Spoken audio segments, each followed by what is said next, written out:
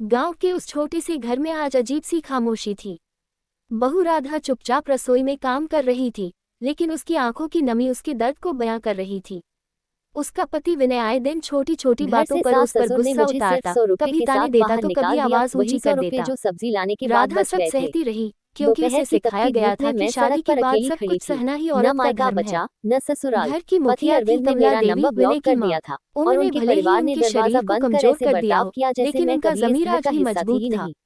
वे सब कुछ देख रही थी, समझ रही मेरे थी, पिता लेकिन राजेश सही शर्मा का मौके का पुराना इंतजार धूल कर से रही भरा थी। एटीएम कार्ड एक दिन विनय जो ने उन्होंने हद पार अपनी कर मौत दी। से पहले मुझे गुस्से दिया में था। उसने राधा 10 को साल हो अपमानित चुके किया थे। और उस पर मैंने हाथ उसे उठाने ही हमेशा वाला एक था। यादगार की तरह तभी संभाल कर कमला रखा देवी था। लाठी टेकती मैंने हुई कभी उसे सामने आ स्वाइप खड़ी करने की हुई। हिम्मत नहीं की, बस सोचती थी उनकी कि उसमें आवाज में मुश्किल से ऐसा कुछ 100 आदेश था रुपए कि ही विनय होंगे। ठिठक गया। लेकिन उस कमला वक्त मैं देवी ने बिल्कुल बेटे टूट की चुकी आंखों थी। में आंखें कोई डालकर रास्ता नहीं कहा, दिखा, जिस तो मैं बहू वही को कार्ड तू इस लेकर घर स्टेट की बैंक इज्जत ऑफ इंडिया बनाकर की लाया शाखा में है, घुस गई। उसी पर हाथ उठाएगा। काउंटर पर बैठे क्या कर्मचारी यही संस्कार विनोद दिए ने थे कार्ड मैंने? स्वाइप किया विनय और चुप उसकी था। आंखें पहली अचानक बार फैल उसे गईं। मां की आंखों चेहरा में पीला पड़ नाराजगी गया, नहीं, जैसे बल्कि कोई बड़ी निराशा मुसीबत दिखी। देख ली हो। कमला मैंने देवी ने राधा घबराकर का उसकी हाथ तरफ थामा और देखा, बोली, पर उसने बेटी, फटाफट स्क्रीन आज बंद के कर बाद दी, तू मानो अकेली मुझे नहीं कुछ है। दिख जाना अगर इस खतरनाक घर हो। में कोई गलत तुरंत करेगा उसने अपने तो मैं मैनेजर सबसे को पहले बुलाया। उसके खिलाफ 1 खड़ी मिनट से भी होंगी, कम में चाहे 2 वो लोग आ मेरा गए और बेटा ही उन्होंने क्यों न मुझे एक हो। छोटे केबिन में उस लेकर दिन के दरवाजा बाद बंद घर कर का दिया। माहौल बदल गया। मैनेजर विनय ने मिस्टर अपनी मेहता गलती ने मेरी मानी, तरफ ऐसे राधा से देखा, माफी मांगी और जैसे अपने उनकी दुनिया व्यवहार को हिल गई हो। सुधारने की कोशिश उनकी की। आवाज कांप रही थी जब राधा की उन्होंने मुझे आंखों में बैलेंस आज डर बताते नहीं, हुए कहा, भरोसा था, और वो और सुनकर कमला मैं देवी के कुर्सी पर चेहरे ही पर जड़ हो गई। संतोष, क्योंकि लेकिन उन्होंने असली साबित झटका कर अभी दिया था बाकी कि था,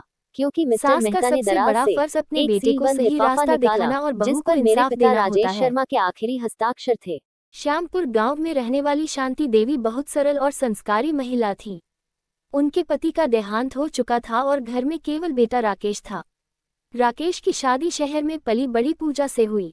शादी के बाद पूजा नए घर में आई तो सब कुछ उसके लिए अनजाना था। गांव का माहौल, सादा जीवन और सास का सख्त अनुशासन। शांति देवी ने पूजा को कभी बहू नहीं, बल्कि बेटी मानकर अपनाया।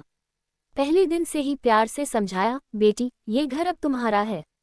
कोई गलती हो जाए तो डरना मत। लेकिन पूजा को लगता था कि सास उसे हर बात पर टोकती है। धीरे धीरे उसके मन में दूरी आने लगी। पूजा शहर की आज़ादी की आदी थी। गांव का सादा खाना, सुबह जल्दी उठना और घर के काम उसे बोझ लगते। कई बार वह राकेश से कहती, तुम्हारी माँ मुझे समझती नहीं।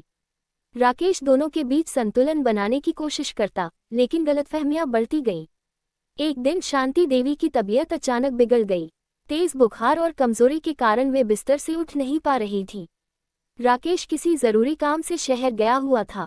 उस समय पूरे घर की जिम्मेदारी